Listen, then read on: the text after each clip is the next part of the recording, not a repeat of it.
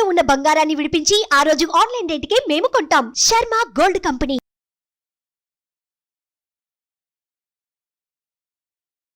నమస్కారం, welcome to Suman TV. నేను గీతాంజలి. ప్రస్తుతం మనతో పాటు ఇస్కాన్ నుంచి ప్రణవానంద ప్రభుజీ ఉన్నారు. వారితో మాట్లాడదాం. హరే కృష్ణ ప్రభుజీ. ప్రభుజీ, పూరి జగన్నాథ్ ఎంత విశేషమైన విశిష్టమైన క్షేత్రం అది. అందరూ జీవితంలో ఒక్కసారైనా దర్శించుకోవాలనుకుంటారు. ఆ స్వామి గురించి ఎన్ని చెప్పినా తక్కువే. అంటే మానవ మాత్రులుగా మనకు కొన్ని ఆశ్చర్యం అనిపిస్తాయి. మాకైతే మరీ ముఖ్యంగా, ఎందుకంటే మీరు కృష్ణ భగవానుడి గురించి దేశాలు తిరిగి వారి గురించి, వారి లీలల గురించి చెబుతున్నారు. మీకు ఆయన సాక్షాత్కారం ఇలా రకరకాలు కాబట్టి మీకు అది కొత్త కాకపోవచ్చు. కానీ మాకు ఎప్పుడూ ఆశ్చర్యం అనిపించే విషయం ఏంటంటే, పూరి జగన్నాథ్ అక్కడ ఉన్నటువంటి ఆ కృష్ణయ్యకి సంవత్సరానికి ఒకసారి జ్వరం వస్తుందట. ఆయనకి నయం చేయడానికి డాక్టర్లు కూడా వస్తారట. రకరకాల పథ్యం పాటిస్తారట. అప్పటి వరకు ఆయన భోజనాలు ఏవి చేయరట. ఇలా రకరకాలు, అంటే వింటుంటే ఆశ్చర్యంగా అనిపిస్తుంది ఖచ్చితంగా. ఎంతవరకు వాస్తవం? అలాగే రథయాత్ర గురించి కూడా చాలా ప్రత్యేకంగా చెప్తారు. ఏ ఆలయంలో కూడా మనం ఇలా చూడం. ఇక్కడే ప్రత్యేకం ఆ రథయాత్ర అనేది. వీటి గురించి వివరించండి. అసలు ఆ స్వామి మహిమ ఏంటి? మనకి జ్యేష్ఠ పూర్ణిమ, స్నాన పూర్ణిమ అంటారు. ఆ రోజు జగన్నాథుడు సంవత్సరానికి 2 సార్లు మందిరాన్ని వదిలేసి బయటకు వస్తారనమాట. ఒకటి స్నాన పూర్ణిమ రోజు స్నానవేది అని ఉంటుంది. మూల గర్భగృహం నుంచి వచ్చేస్తారు మూలమూర్తులే. వచ్చేసి ఆ పైన అందరికి కనిపిస్తారు. వాల్ పైన ఉంటుంది స్నానవేది అని. అక్కడ కూర్చోబెడతారు. కూర్చోబెట్టి అక్కడ ఉండే ఆ పూజారులు పెద్ద పెద్ద కలశములలో నీళ్లు తీసుకొచ్చి జగన్నాథుడికి అభిషేకం చేస్తారనమాట.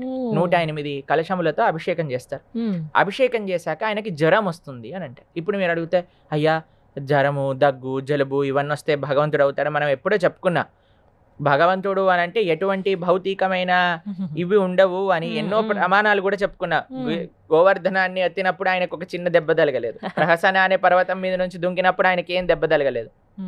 కాబట్టి దీనికే ఒక 108 వీటితో స్నానం చేసేస్తేనే ఆయనకి జ్వరం వచ్చేస్తుందా అంటే, ఎందుకు జ్వరం వస్తుంది అని అంటే, తన భక్తులతో ఎక్స్క్లూజివ్ సేవ, ఎక్స్క్లూజివ్ టైంని.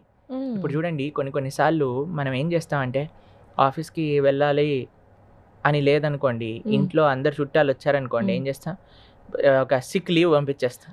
అయ్యా నాకు ఈరోజు జ్వరం వచ్చింది, నాకు ఈరోజు కడుపు నొప్పి వచ్చింది, లూజ్ మోషన్లు వచ్చేసాయి అని అంటే ఇంకేం చేస్తారు? లూజ్ మోషన్లు అంటే ఇంకేం చెప్పలేడు, సరే అయ్యా ఇంట్లోనే ఉండు అంటారు.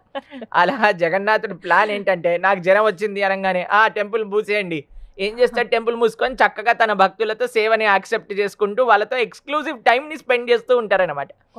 ఎవరు ఈ ఎక్స్క్లూజివ్ డివోటీస్ తెలుసా జగన్నాథుడికి?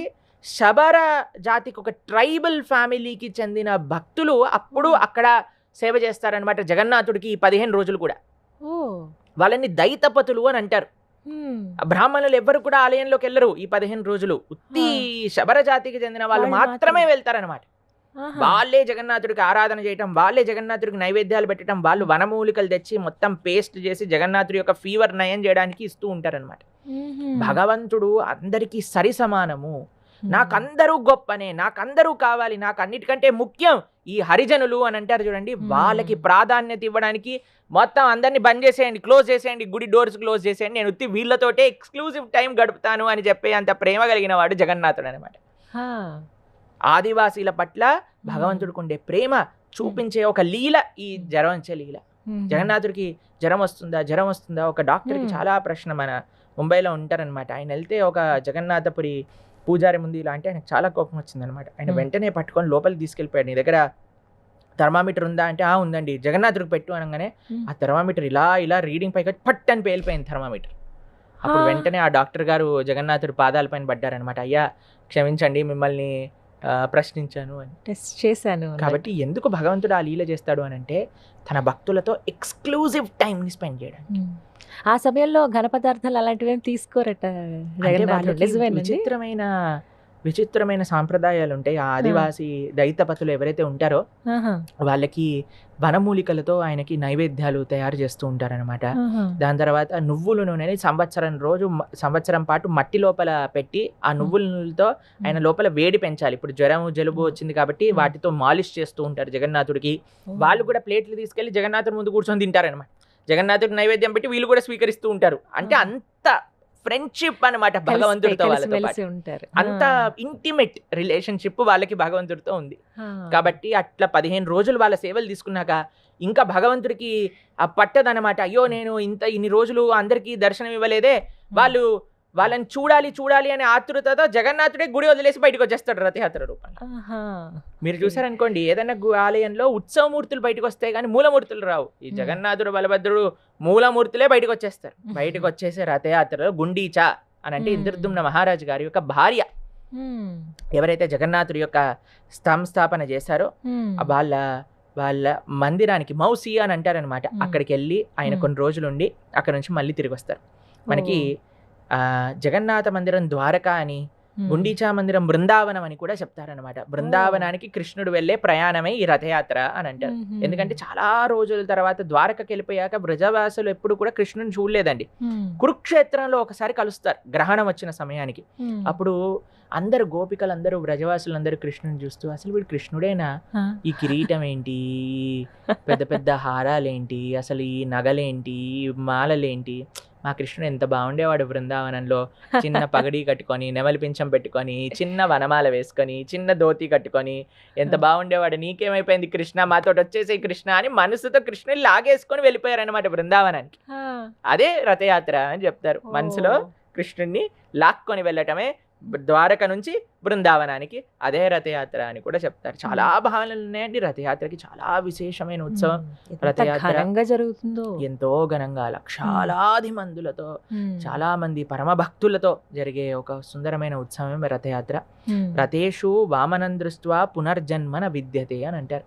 రథంలో కానీ ఒక్కసారి కృష్ణ దర్శనం చేసుకుంటే మళ్ళీ పునర్జన్మ ఉండదు అని చెప్తారు. కాబట్టి ఆ రథయాత్ర కేవలం పూరిలో కాకుండా శ్రీల ప్రభుపాదుల వారి యొక్క దయచేత ఇస్కాన్ తరపున అన్ని పెద్ద పెద్ద ప్రధాన రాజ్యములలో కూడా రథయాత్ర జరుగుతుంది. మన హైదరాబాద్ లో కూడా 7వ తారీఖు రథయాత్ర జరుగుతుంది. ఆదిలాబాద్ లో 13వ తారీఖు జరుగుతుంది అన్నమాట. అయితే ఈ రథయాత్ర భగవంతుడు వచ్చినప్పటి నుంచి వెళ్ళేంత వరకు మధ్యలో రథయాత్ర చేస్తూ ఉంటారు వివిధ ప్రదేశాలలో. ఇస్కాన్ తరపు నుంచి ప్రపంచవ్యాప్తంగా సుమారుగా 1200 రథయాత్రలు జరుగుతూ ఉంటాయి. 100కి పైగా దేశములలో జగన్నాథ స్వామి వారి యొక్క రథయాత్రలు చేస్తూ ఉంటారు అనమాట.